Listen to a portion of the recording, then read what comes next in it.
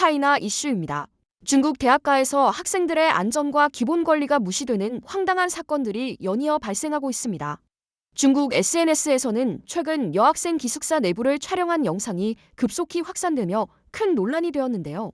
문제가 된 곳은 여학생들이 9단으로 쌓인 침대에서 생활하는 기숙사입니다.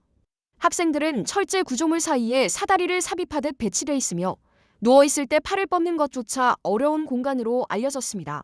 특히 좁은 구조로 인해 위층 학생이 내려오려면 아래층 학생의 다리를 딛고 내려오는 모습이 포착되며 안전 문제가 지적되고 있습니다. 누리꾼들은 옛날 시대 노예 서랍도 아니고 이게 말이 되냐라며 놀라워하고 있는데요. 해당 기숙사는 원래 50명 수용이었으나 학교 측이 79명 수용으로 변경한 뒤 침대를 수직으로 증설한 것으로 현지 학생들은 설명하고 있습니다. 공간은 동일하지만 인원만 늘어난 형태로 과밀 수용에 대한 비판이 제기되고 있습니다. 이어지는 소식입니다. 후베이성의 한 대학에서는 기말고사 기간 중 한 여대생이 기숙사 침대에서 4.5kg 신생아를 출산하는 일이 있었습니다. 기숙사에서 출산이라니? 해당 학생은 출산이 임박했지만 기말 시험을 치러야 한다며 병원 대신 기숙사에 남아있기를 선택한 것으로 알려졌습니다. 그러나 예상보다 이른 시각 진통이 시작됐고 룸메이트가 피냄새를 감지하며 상황이 알려졌습니다. 의료진은 평균보다 훨씬 큰 체중의 신생아와 산모의 출혈량에 놀라움을 표현했으며 다음은 중국 프로스포츠 선수의 행동이 도마에 오른 사건입니다.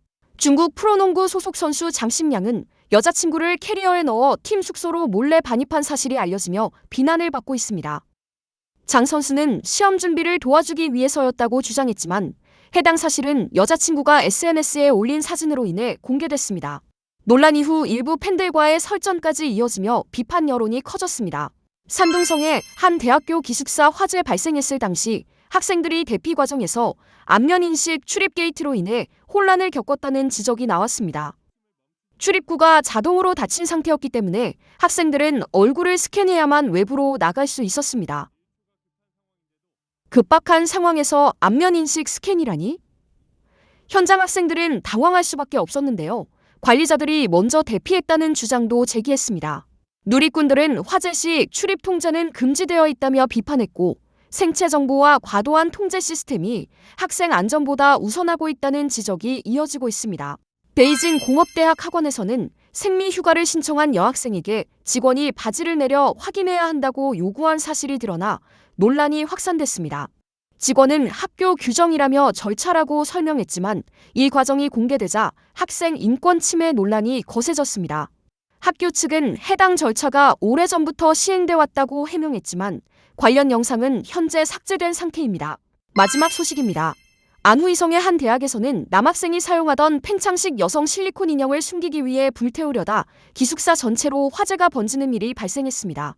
룸메이트가 돌아오는 것을 보고 창피함을 피하려 한 당황한 학생이 복도에서 인형을 태운 것으로 알려졌으며 화재는 빠르게 확산됐지만 다행히 인명피해는 없었습니다. 최근 중국 대학가에서 잇따라 발생한 충격적인 사건들은 과밀 기숙사, 사생활 침해, 안전관리 부재 등 구조적인 문제들이 복합적으로 드러난 사례로 평가되고 있습니다. 학생들의 기본적인 생활권을 보장할 수 있는 제도적 보완이 필요하다는 목소리가 커지고 있습니다. 지금까지 중국 대학가 황당 사건들을 전해드린 차이나 이슈였습니다. 구독과 좋아요, 알림 설정은 저희에게 큰 힘이 됩니다.